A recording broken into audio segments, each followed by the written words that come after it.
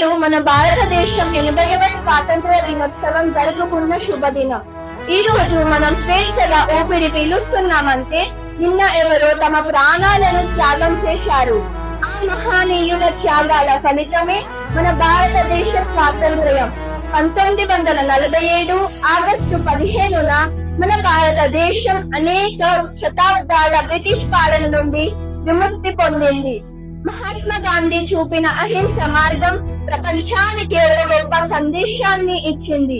భగత్ సింగ్, సుభాష్ చంద్రబోస్, రాణి లక్ష్మీబాయి వంటి వీరుల ధైర్యం మనకు ఎప్పటికీ స్ఫూర్తి. దేశం కోసం చనిపోవడం గొప్పదే, కానీ దేశం కోసం జీవించడం ఇంకా గొప్పది. స్వాతంత్ర్యం అంటే కేవలం హక్కులు కాదు, అది మనపై ఉన్న బాధ్యత కూడా.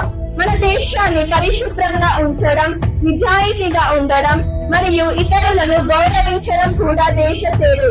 విద్యార్థులమైన మనం బాగా చదివి మంచి పౌరులుగా ఎదగడం ద్వారా మంచి భవిష్యత్తును నిర్మించగలం.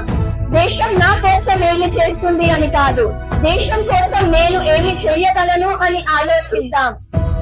మన ఐక్యతే మన బలం, మన దేశభక్తి మన ఆయుధం.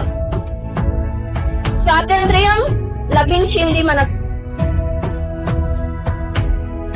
సాంప్రదాయాలు వేరు కావచ్చు, కానీ మన దేశం ఒక్కటే, భారతదేశం.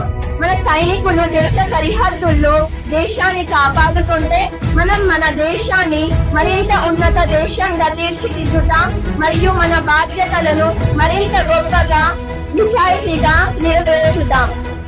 ఈ స్వాతంత్ర్య దినోత్సవం రోజున మనం మన దేశాన్ని మరింత గొప్ప దేశంగా తీర్చిదిద్దుతామని ప్రతిజ్ఞ చేద్దాం. ఈ అవకాశం ఇచ్చిన పెద్దలందరికీ ధన్యవాదాలు కోరుతున్నాను. మరోసారి స్వాతంత్ర్య దినోత్సవ శుభాకాంక్షలు తెలుపుతూ సెలవు తీసుకుంటున్నాను. జై హింద్, జై భారత్, వందే మాతరం.